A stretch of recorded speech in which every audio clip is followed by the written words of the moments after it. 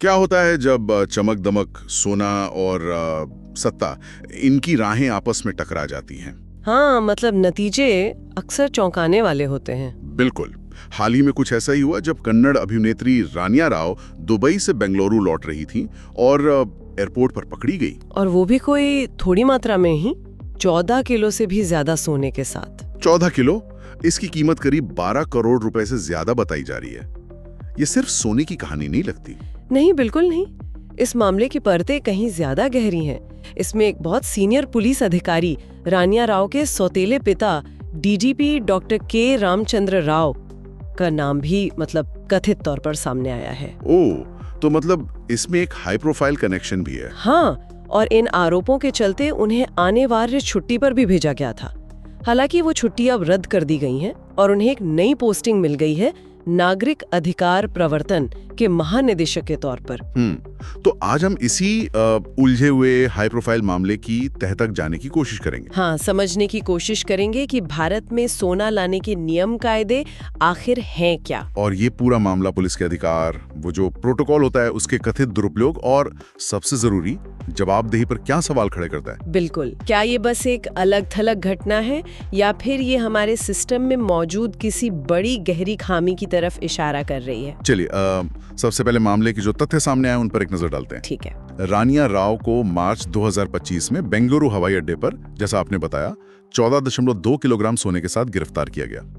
उन पर और उनके साथ 2 और लोगों पर COFEPOSA मतलब विदेशी मुद्रा संरक्षण और तस्करी निवारण अधिनियम के तहत मामला दर्ज हुआ। हाँ, और ये COFEPOSA काफी सख्त कानून है। इसके तहत उन्हें 1 साल की निवारक हिरासत में भेजा गया। इसमें जमानत मिलना लगभग नामुमकिन होता है। 1 साल बिना जमानत के, ये तो बड़ी बात है। अच्छा, तो भारत में सोना लाने के नियम क्या है?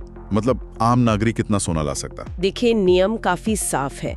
ये मुख्य रूप से कस्टम्स एक्ट 1962 और बैगेज रूल्स 2016 के तहत आते हैं। अच्छा। अगर कोई भारतीय नागरिक जो कम से कम 1 साल विदेश में रहा हो, वो लौट रहा है, तो पुरुष यात्री 50,000 रुपए तक का 20 ग्राम सोना ला सकता है। सिर्फ 20 ग्राम? हाँ, और महिला यात्री 1 लाख रुपए तक का 40 ग्राम सोना। और ये ड्यूटी फ्री होता है, मतलब इस पर कोई टैक्स नहीं लगता। ठीक है। और दुबई से आने वालों के लिए कुछ अलग है क्या? सुना है वहाँ सोना सस्ता मिलता है। हाँ, दुबई जैसी जगहों से लौटने वाले भारतीयों के लिए एक थोड़ी सी रियायत है। अगर वो वहाँ 6 महीने से ज्यादा रुके हैं तो वो ड्यूटी चुकाकर 1 किलो तक सोना ला सकते हैं। 1 किलो तक? लेकिन ड्यूटी देनी पड़ेगी। बिल्कुल, ड्यूटी देनी होगी। लेकिन रानिया राव के मामले में तो मात्रा 14 किलो से ज्यादा थी, जो इस सीमा से बहुत बहुत ज्यादा है। तो फिर क्या होता है अगर सोना इन तय सीमाओं से ज्यादा हो, जैसे इस केस में हुआ? तो उस अतिरिक्त सोने पर कस्टम ड्यूटी लगती है। ये मात्रा के हिसाब से अलग अलग हो सकती है, 3%, 6% या 10%। लेकिन अगर सोना नियमों का पालन किए बिना, मतलब छिपाकर या गलत तरीके से लाया जा रहा हो, तो उसे निषिद्ध माल यानी प्रोहिबिटेड गुड्स माना जाता है। अच्छा, तो उसे जब्त कर लिया जाता होगा। हाँ, कस्टम्स एक्ट की धारा 111 के तहत उसे जब्त किया जा सकता है और धारा 112 के तहत भारी जुर्माना भी लगाया जा सकता है। और सजा? क्या जेल भी हो सकती है? हाँ, अगर तस्करी किए गए माल की बाजार कीमत 1 लाख रुपए से ज्यादा है, जो इस मामले में तो करोड़ों में थी, तो धारा 135 के तहत कार्रवाई होती है। इसमें 7 साल तक की कैद की सजा का प्रावधान है। 7 साल तक की सजा? मतलब ये मामला सिर्फ कस्टम ड्यूटी बचाने का नहीं, बल्कि एक गंभीर आपराधिक मामला बन गया है। बिल्कुल, ये एक गंभीर तस्करी का मामला है और शायद इसीलिए इसमें डीजीपी राव की कथित भूमिका वाला एंगल और भी पेचीदा हो जाता है। हाँ बिल्कुल, क्योंकि जांच के दौरान ये बात सामने आई कि हवाई अड्डे के एक प्रोटोकॉल अधिकारी ने DRI यानी राजस्व खुफिया निदेशालय, जो ऐसी आर्थिक अपराधों की जांच करती है, को कथित तौर पर ये बताया। क्या बताया? कि उन्होंने डीजीपी राव के निर्देशों पर रानिया राव के आने जाने में विशेष सुविधा मुहैया कराई थी। मतलब प्रोटोकॉल का इस्तेमाल? हाँ, और आरोप ये भी है कि रानिया राव ने कस्टम जांच से बचने के लिए पुलिस एस्कॉर्ट का भी गलत इस्तेमाल किया। लेकिन डीजीपी राव तो इन आरोपों से इनकार कर रहे हैं, है ना? हाँ, उन्होंने इन सभी आरोपों को नकारा है। लेकिन इस सब ने पुलिस द्वारा अपनी सत्ता और जो विशेषाधिकार मिलते हैं उनके संभावित दुरुपयोग पर सवाल तो खड़े कर ही दिए हैं। सही बात है।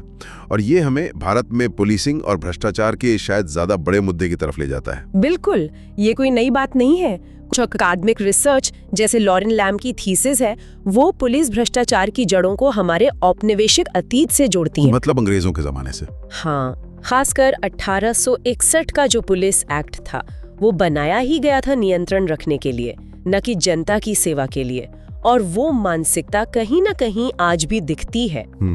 रिश्वतखोरी, जबरन वसूली, संरक्षण देना, ये सब चीजें आज भी मौजूद हैं और कभी-कभी तो इन्हें राजनीतिक शय भी मिल जाती है जो स्थिति को और बिगाड़ता है। और इसका सीधा असर तो आम लोगों पर ही पड़ता होगा। सबसे ज्यादा भ्रष्टाचार से कानून का राज कमजोर होता है, लोगों का भरोसा उठता है और खासकर जो गरीब और हाशिए पर मौजूद समुदाय हैं वो इसके सबसे आसान शिकार बनते हैं। आर्थिक विकास में भी ये एक बड़ी बाधा है। और हाल ही में एक रिपोर्ट आई थी, status of policing in India report 2025, यानी SPIR, वो भी शायद कुछ इसी तरह की बातें कहती है। हाँ, वो रिपोर्ट काफी महत्वपूर्ण है। ये पुलिस कर्मियों के सर्वे और कई विशेषज्ञों जैसे जज, वकील, डॉक्टर, इनके इंटरव्यू पर आधारित है और इसके निष्कर्ष वाकई चिंताजनक तस्वीर पेश करते हैं। क्या है मुख्य बातें उस रिपोर्ट की? देखिए, सबसे पहली और गंभीर बात है हिंसा और यातना का इस्तेमाल, मतलब 3rd डिग्री। हाँ बिल्कुल।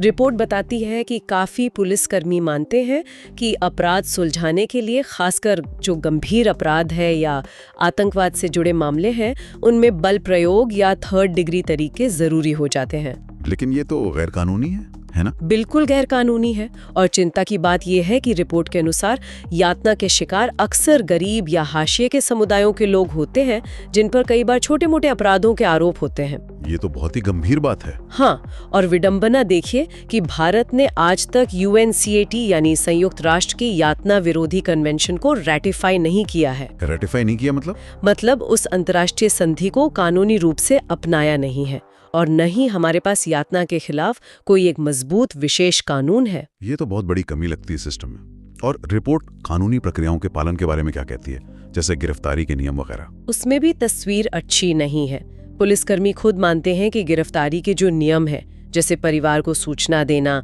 अरेस्ट मेमो बनाना, उनका हमेशा सख्ती से पालन नहीं हो पाता। और जो संवैधानिक अधिकार है, जैसे वकील तक पहुंच मिलना या गिरफ्तार व्यक्ति को 24 घंटे के अंदर मजिस्ट्रेट के सामने पेश करना, इनकी व्यावहारिकता पर भी खासकर सीनियर IPS अधिकारियों में भी कुछ संदेह देखने को मिलता है। मतलब अधिकारों के पालन पर भी सवाल है। और पूर्वाग्रहों के बारे में कुछ पता चला? बायस? हाँ, रिपोर्ट में ये भी सामने आया कि कुछ पुलिसकर्मियों के मन में कुछ खास समुदायों के प्रति पूर्वाग्रह है।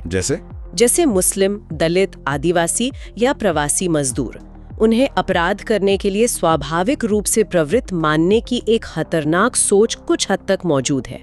रिपोर्ट के मुताबिक गुजरात जैसे राज्यों में ये प्रवृत्ति थोड़ी ज्यादा बताई गई है। ये तो बहुत ही खतरनाक सोच है। बिल्कुल।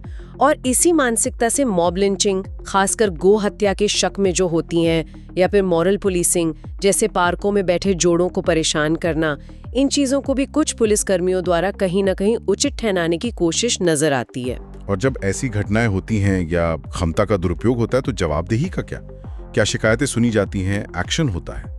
यहीं पर एक और बड़ी समस्या है। रिपोर्ट बताती है कि ज्यादातर पुलिसकर्मी मानते हैं कि जनता जो शिकायतें करती है वो झूठी होती हैं या छोटी मोटी होती हैं या फिर राजनीति से प्रेरित होती हैं। मतलब शिकायतों को गंभीरता से नहीं लिया जाता? अक्सर नहीं। और अगर कोई गंभीर आरोपी हो तो वो बाहरी या स्वतंत्र जांच के बजाय आंतरिक जांच, मतलब डिपार्टमेंटल इंक्वायरी को ज्यादा पसंद करते हैं। लेकिन आंतरिक जांच में निष्पक्षता कैसे सुनिश्चित होगी? यही सवाल विशेषज्ञ भी उठाते हैं। रिपोर्ट में शामिल जजों और वकीलों ने NHRC यानी राष्ट्रीय मानवाधिकार आयोग जैसी संस्थाओं के प्रभावशीलता पर भी सवाल उठाए हैं। उनका कहना है कि कई बार डर के मारे पीड़ित यातना जैसी गंभीर घटनाओं की शिकायत दर्ज ही नहीं कराते। तो ये सब सुनकर तो लगता है कि स्थिति काफी निराशाजनक है।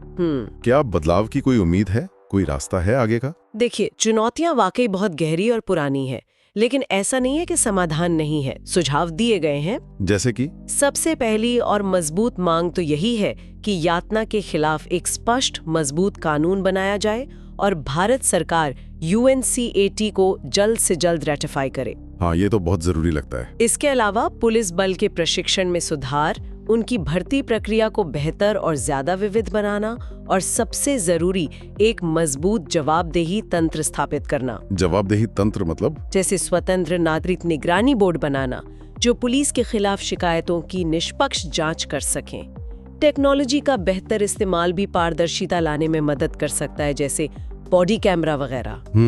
SPIR रिपोर्ट में जिन जजों, वकीलों और डॉक्टरों से बात की गई, उन्होंने भी मजिस्ट्रेट और डॉक्टरों की भूमिका को और मजबूत करने पर जोर दिया ताकि निष्पक्ष मेडिकल जांच हो सके और पीड़ितों के लिए बिना डरे शिकायत करना आसान और सुरक्षित हो। तो कुल मिलाकर ये रानिया राव वाला मामला सिर्फ सोने की तस्करी या एक अभिनेत्री से जुड़ा मामला नहीं है। नहीं, बिल्कुल नहीं। ये तो कानूनों के पालन से लेकर सत्ता के खेल, पुलिस सुधार की जरूरत और मानवाधिकारों जैसे कई बड़े और जरूरी सवालों को एक साथ हमारे सामने ला खड़ा करता है। हाँ, और ये सोचने पर मजबूर करता है कि क्या ऐसी घटनाएं सिर्फ इक्का दुक्का मामले हैं या ये व्यवस्था के किसी गहरी सिस्टमिक कमजोरी का लक्षण है। बिल्कुल, और ये सवाल भी मन में आता है कि क्या सिर्फ कानून बदल देने से सब ठीक हो जाएगा, या फिर हमें पुलिसिंग की पूरी संस्कृति, उसकी सोच और साथ ही समाज की अपेक्षाओं में भी गहरे बदलाव लाने की जरूरत है। एक ऐसा माहौल बनाना होगा जहां जवाबदेही को एक बोझ या रुकावट नहीं बल्कि सिस्टम का एक अनिवार्य और महत्वपूर्ण हिस्सा माना जाए। ये वाकई बहुत गहरे और सोचने वाले सवाल हैं। हमने देखा कि कैसे एक हाई प्रोफाइल मामला कानूनों, शक्तियों और अधिकारों के एक जटिल जाल को हमारे सामने खोलकर रख सकता है। अगर आप भी जानकारी की ऐसी ही गहराइयों में उतरना पसंद करते हैं और जानना चाहते हैं कि चीजों के पीछे की कहानी क्या है, और अगर अब तक आपने हमारे चैनल को सब्सक्राइब नहीं किया है तो शायद अब कर लेना चाहिए। हाँ, जरूर करें। हम आपके लिए ऐसे ही महत्वपूर्ण और जटिल विषयों पर गहराई से विश्लेषण और जानकारी लाते रहेंगे। जुड़े रहिए।